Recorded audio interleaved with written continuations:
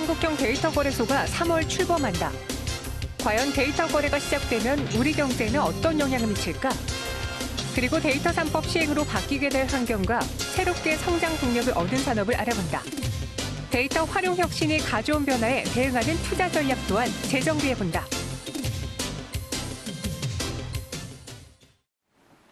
이 데이터 3법 때문에 주식시장이 시끌시끌했잖아요. 그 안에서 수혜주 찾기에도 나섰고 전체적으로 환경이 바뀌는 것이기 때문에 이 데이터를 가지고 어떻게 이용을 하느냐 이에 대해서도 알아봐야 될 것 같아요.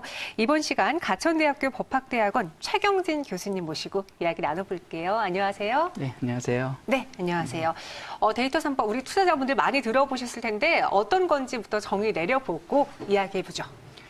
데이터 3법이라는 거는 기존에 데이터를 규제하던 세 가지 법률이 있는데요. 그중에 하나가 개인정보보호법, 정보통신망법, 신용정보법 세 가지가 있습니다. 이 세 가지 법이 이번에 데이터 경제 시대를 맞이해가지고 개정이 이루어졌습니다. 이걸 우리가 데이터 3법의 개정이라고 말하고 있습니다. 네, 지난 1월 9일에 국회 법제사법위원회에 이어서 본회의를 통과했어요. 그동안 좀 오랫동안 기다려왔는데 드디어 본회의를 통과가 된 거죠.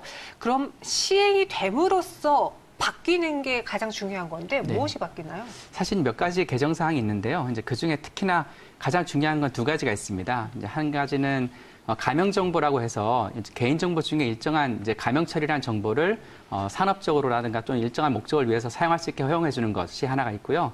또 하나는 기존에 개인정보 규제를 할 수 있는 기관들이 분산돼 있었습니다. 이거를 모아가지고 개인정보보호위원회라고 하는 새로운 위원회에다가 기존에 있긴 했는데 이거를 좀 더 위상을 강화해서 일원화시킨 그런 것이 이번에 큰 개정 사항이었었습니다. 네, 저희 데이터 3법 개정안 주요 내용을 표를 보면서 또 정리를 해보도록 할게요. 실제로 개인정보보호법 그리고 정보통신망법, 신용정보보호법에서의 바뀌는 것들이 있는데요. 이제 가명정보를 상업적 목적으로 활용 가능하다라는 점에서 좀 논란들이 있었죠. 네네. 그리고 온라인상 개인정보 보호를 규제하고요. 가명정보를 금융 분야 빅데이터의 분석 그리고 이용할 수 있게 바뀌게 됩니다. 그러면은 이를 통해서 이제 월 말에 또 시행이 되면은 그를 위한 포석을 마련이 돼야 되잖아요. 그래서 정부가 한국형 데이터 거래소를 이달 출범한다고 했는데 이게 무엇인지 다른 나라와의 또 차이가 있나요? 이제 아마 금융위원회가 추진하고 있는 걸 말씀하시는 것 같은데 현재 이제 금융위원회에서 금융정보 특히 중심으로 해가지고 데이터 거래소 만들려고 합니다. 근데 이거는 뭐냐면 데이터를 필요로 하는 수요자랑 또 공급하는 공급자 사이를 연결시켜줘서 데이터가 좀 더 잘 거래될 수 있고 그를 통해서 실제로 산업상 활용될 수 있게 만들어주는 그런 거래소가 이제 새롭게 만들어지는 거고요. 이제 한국형 거래소라고 하면 아마도 이제 데이터라는 것이 특히나 개인정보 규제와 밀접한 관련이 있습니다. 그러다 보니까 어떻게 하면 데이터를 합법적으로 유통시킬 것인가가 굉장히 중요한 이슈가 되거든요. 그러다 보니까 이제 한국형 데이터 거래소라는 거는 한국의 법에 맞게 우리나라 법에서 허용하는 범위 내에서 얼마나 많은 부가가치를 창출시킬 수 있는지를 봐가지고 그러한 데이터를 최대한 많이 발굴하고 유통시키고 연결시켜주고 또는 그를 통해서 실제로 수요를 창출하는 이런 모든 것들이 이 거래소를 통해서 이루어질 수 있다라고 예측할 수 있을 것 같습니다. 네, 거래소의 플랫폼을 보시면 데이터 공급자 그리고 금융 데이터 거래소, 데이터 수요자로 좀 구분을 지을 수 있어요. 수요자와 공급자 사이에 이 데이터 거래소가 있는 거고요. 데이터를 등록하게 되면은 그를 통해서 샘플 데이터를 확인할 수도 있고 이런 식으로 가운데 안에서 서로의 공급자와 수요자에서 조율하는 그런 거래소 역할을 하게 되는데 이번 데이터 3법 시행으로 인해서 순기능과 좀 걱정되는 부분들이 나뉘어져 있거든요. 첫 번째, 순기능을 보자면 이 데이터를 활용할 수 있다는 거죠. 요즘은 정보력 싸움이잖아요. 점점 이 데이터 양도 방대해지고 있는데 이를 통해서 이용할 수 있는 정보는 무엇이 있을지 특히 수혜를 보는 산업으로는 무엇을 꼽아볼 수 있을까요? 사실 데이터 활용 산업이라는 건 무궁무진합니다. 우리나라가 사실은 그동안에 데이터를 좀 많이 자유롭게 활용 못했기 때문에 사실 관련된 분야의 발전이 좀 어떻게 보면 더뎠던 게 있거든요. 다른 국가들에 비해요? 그렇죠. 특히나 아시다시피 인공지능 같은 경우에는 미국이라든가 선진국이 훨씬 앞서가 있거든요. 그래서 이런 것들 어떻게 우리가 따라잡을 거냐가 필요한데 결국 그 중심에는 데이터가 있습니다. 이번에 코로나19 사태를 보시더라도 사실 우리나라가 다른 나라보다 훨씬 더 많은 진단을 하고 데이터가 많이 쌓였거든요. 그렇게 되면 다른 나라 입장에서는 우리나라에 있는 데이터와 그 데이터를 분석한 내용을 갖고 싶어 할 거예요. 그런 것처럼 데이터라는 것이 의료 분야라든가 또는 금융 분야 또는 일반 IT 분야 또는 일반 기존의 제조 분야까지 사실은 모든 분야에서 데이터의 활용으로 인한 그런 파급 효과는 엄청나다고 할 수 있습니다. 네, 데이터 분석과 인공지능, 금융상품 개발에 또 활용을 할 수 있다. 지금 다른 뭐 미국과 비교해 보자면 우리나라의 인공지능 그 기술력, 활용 능력도가 현재 좀 낮은 수준이다라는 네. 점에서 뭔가 4차 산업혁명 시대를 맞아 이 데이터를 잘 활용할 수 있지 않겠느냐라는 순기능을 꼽아볼 수 있고 반대로 좀 걱정되는 게 개인정보가 유출되는 것이 아니냐. 네. 전 요즘 가끔 놀라는 게요. 제가 최근에 뭘 이제 인터넷 쇼핑을 해보고 나서 다른 인터넷 창을 키면요.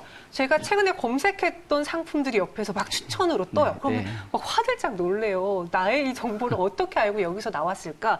이런 개인정보 보호와 관련해서 또 우리가 우려해야 될 사항들은 없는 건가요? 아무래도 데이터라는 것이 자꾸 쓰다 보면 네. 어떤 특정인을 식별할 수 있게 되고 그리고 특정인을 추적하게 되거든요. 그러면 특정인을 추적하면서 좋은 효과만 주면 좋은데 그렇지 않고 부정적인 효과를 주거나 네거티브한 어떤 영향력이 있으면 아무래도 법적인 문제가 될 수 있죠. 그렇기 때문에 실제로 데이터가 앞으로 이제 가명정보 특히 활용이 되다 보면 이 가명정보를 어떻게 안전하게 활용시켜 줄 거냐가 결국은 앞으로 관건일 것 같고요.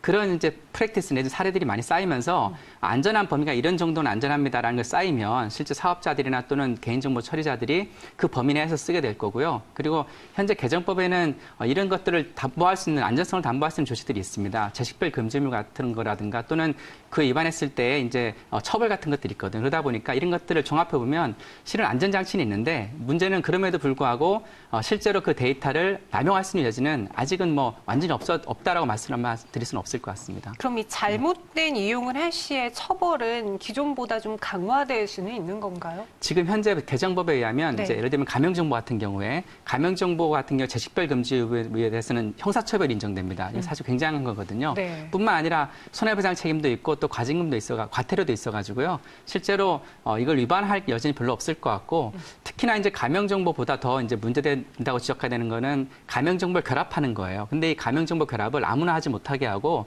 중앙행정기관의 장이라든가 또는 이제 개인정보 보호위원회가 지정한 그 기관만 할 수 있습니다. 그래서 그 기관 외에서는 결합이 안 되기 때문에 비교적 안전하게 처리할 수 있는 환경은 만들어져 있다고 할 수 있습니다. 그럼 교수님은 이 데이터 3법에 대해서 순기능을 더 좋게 보시는지 앞으로 이 시행 이후에 우리 경제에는 어떤 변화가 있을지 그에 대해서도 이야기해 주세요. 뭐 개인정보 보호위원회나 행정안전부 또는 금융위가 네. 차근차근 이제 법 시행령이나 하위법령을 준비하고 있거든요. 그래서 그거에 잘 따라가면 개인정보 활용에 대해서는 문제가 별로 없을 것 같고요. 그리고 안전성도 확보될 수 있을 것 같습니다. 이런 것들이 잘 마련되어지고 이런 제도적 기반 내에서 데이터가 잘 활용된다 그러면 우리나라의 그런 데이터 경제를 활성화시키는데 굉장히 좋은 밑거름이 될 것 같습니다. 네, 이 데이터 3법 시행으로 우리가 주목해야 되는 거는 어떤 산업이 수혜를 받느냐잖아요. 투자자분들은요. 인공지능으로도 활용이 가능하고 이로 인해 광고 시장도 주목해 볼 수 있고 금융상품을 또 데이터 분석을 통해 개발 가능하니까 관련주들 체크해 보시기 바랄게요. 지금까지 교수님 최경진 교수와 함께 했고요. 여기서 인사드리겠습니다. 고맙습니다. 감사합니다.